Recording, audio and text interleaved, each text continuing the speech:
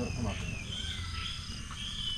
Albert Einstein പറഞ്ഞതുപോലെ വരും തലമുറ ഇതുപോലെ ഒരു മനുഷ്യൻ ഈ ഭൂമിയിൽ ഇതുപോലെ രക്തമാംസാദികളോട് ജീവിച്ചിരുന്നുവെന്ന് ചിലപ്പോൾ വിശ്വസിക്കുകയില്ല എന്ന് പറഞ്ഞത് വളരെ അർത്ഥവത്താണ്.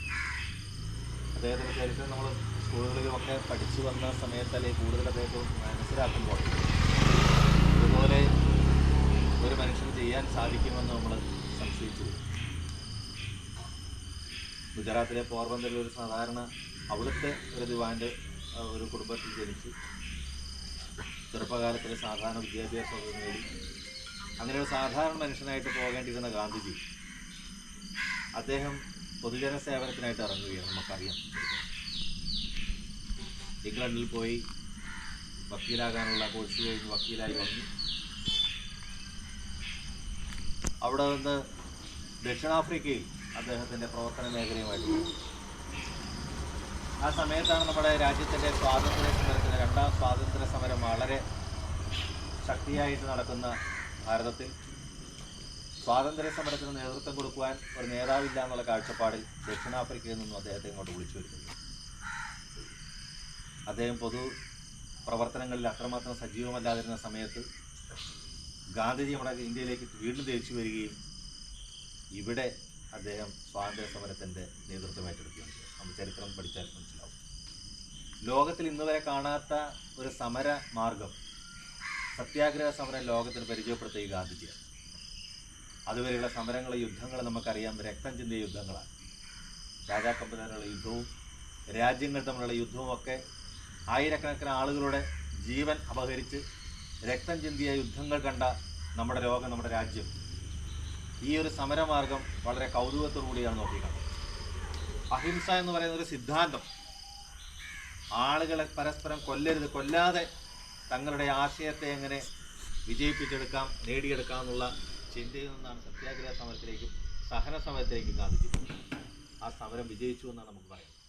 പക്ഷേ പല അവസരങ്ങളിലും ജാലിയൻ വാലാബാഗ് സംഭവമടക്കം, ഇവിടുത്തെ മലബാർ ലഹളയടക്കം ധാരാളം ആളുകൾ ആ സമയത്ത് മരിച്ചു വീണിട്ടുണ്ട്. എങ്കിലും ഗാന്ധിജിയുടെ ആ ഒരു ചിന്തയും ആ ഒരു സമരമാർഗവും ഇല്ലായിരുന്നുവെങ്കിൽ നമ്മുടെ ഭാരതത്തിൻ്റെ സ്വാതന്ത്ര്യം ഈ രീതിയിൽ നമുക്ക് നേടിയെടുക്കാൻ സാധിക്കുമെന്ന് സംശയമില്ല. ബ്രിട്ടീഷുകാർ അദ്ദേഹത്തിൻ്റെ സമരമാർഗത്തിൽ വളരെയധികം ബുദ്ധിമുട്ടിയ അവസാനം നമുക്ക് സ്വാതന്ത്ര്യം തരികയാണിത്. എത്രയോ സംഭവങ്ങൾ അദ്ദേഹത്തിൻ്റെ ദീർഘവീക്ഷണത്തിൽ നിന്നുണ്ടായി.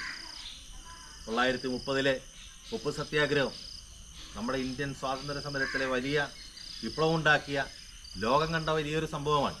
നമുക്കറിയാം, ഉപ്പ് എന്ന് പറയുന്നത് സാധാരണക്കാരൻ്റെയും കുബേരൻ്റെയും കുചേരൻ്റെയും വീട്ടിലുള്ള സാധനമാണ്. ഉപ്പില്ലാതെ നമുക്ക് ഒരു ദിവസം പോലും കടന്നു പോകാൻ. ഉപ്പിന് ബ്രിട്ടീഷുകാർ നികുതി പ്രഖ്യാപിച്ചപ്പോൾ, ഉപ്പ് ഇവിടെ ഉണ്ടാക്കാൻ സാധിക്കില്ല എന്നുള്ള നിയമം വന്നപ്പോൾ അതിനെതിരെ ആളുകളെ സംഘടിപ്പിച്ച് ഗാന്ധിജി വളരെ ബുദ്ധിപൂർവ്വമാണ് ആ രീതിയിൽ നീങ്ങി.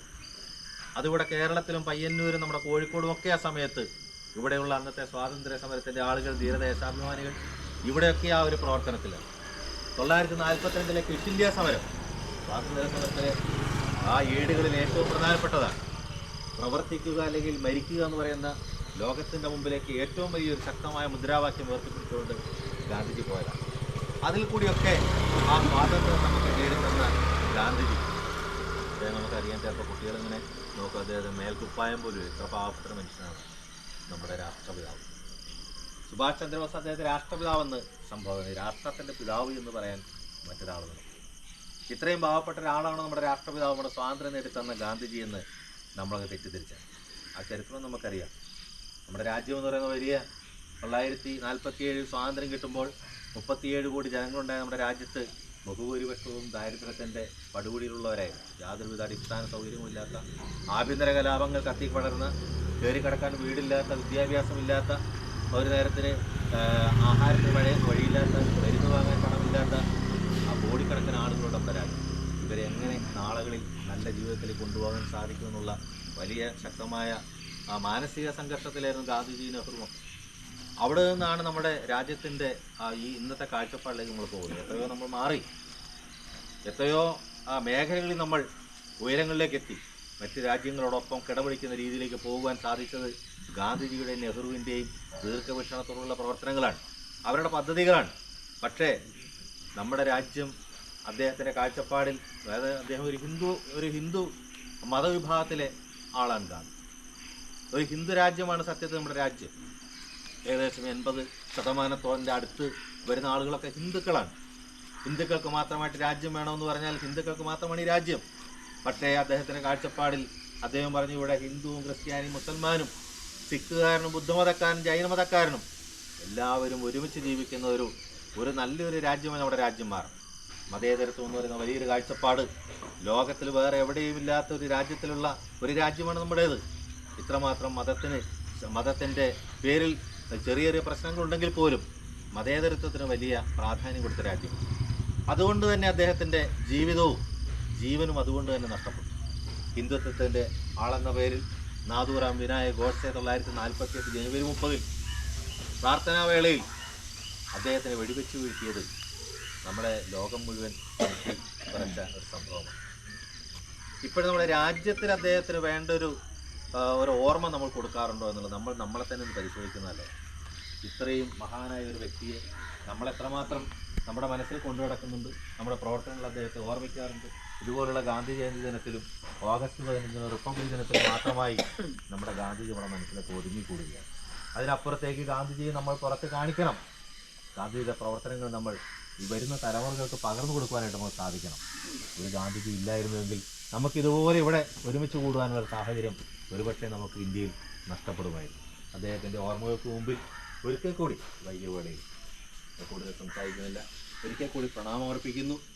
അദ്ദേഹത്തിൻ്റെ ജന്മവാർഷിക ദിനത്തിൻ്റെ ആശംസകൾ എല്ലാവർക്കും ഒരിക്കൽ കൂടി ഏറെ സ്നേഹത്തോടെ നേർന്നു നിർത്തുന്നു. നന്ദി, നമസ്കാരം.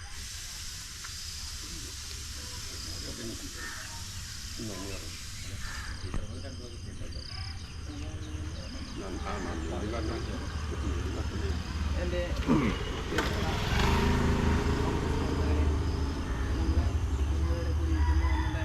രാഷ്ട്രപിതാവായ ഗാന്ധിജിയുടെ ജന്മദിനത്തിൻ്റെ ഓർമ്മ പുതുക്കാനും അത് ആഘോഷിക്കാനും കൂടിയാണ്. കൂടുതൽ അതിനെക്കുറിച്ചൊന്നും പറയുന്നില്ല. എന്തായാലും നമ്മുടെ വാർഡിൽ നിന്നും ഇത്രയും പേര് ഈ രാവിലെ ഇവിടെ ഇതിനായിട്ട് എത്തിച്ചേർന്നു എന്നുള്ള സന്തോഷം ഒരു കാര്യം തന്നെയാണ്. അതുകൊണ്ട് എല്ലാവരോടും നന്ദി പറഞ്ഞുകൊണ്ട് നമുക്ക് ചടങ്ങിലേക്ക് കിടക്കാം.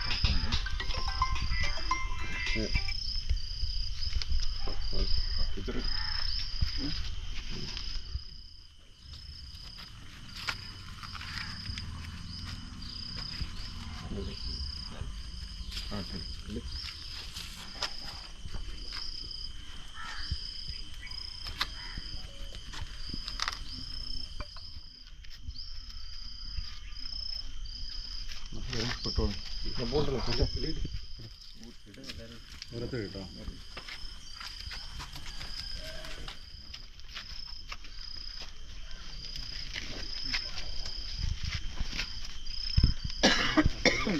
നടക്കാരും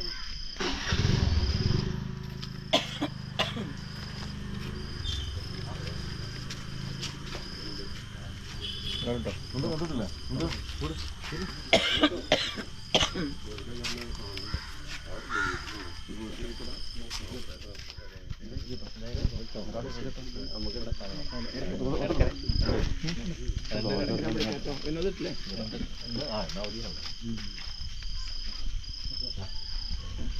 വിനോദ പോയിട്ട്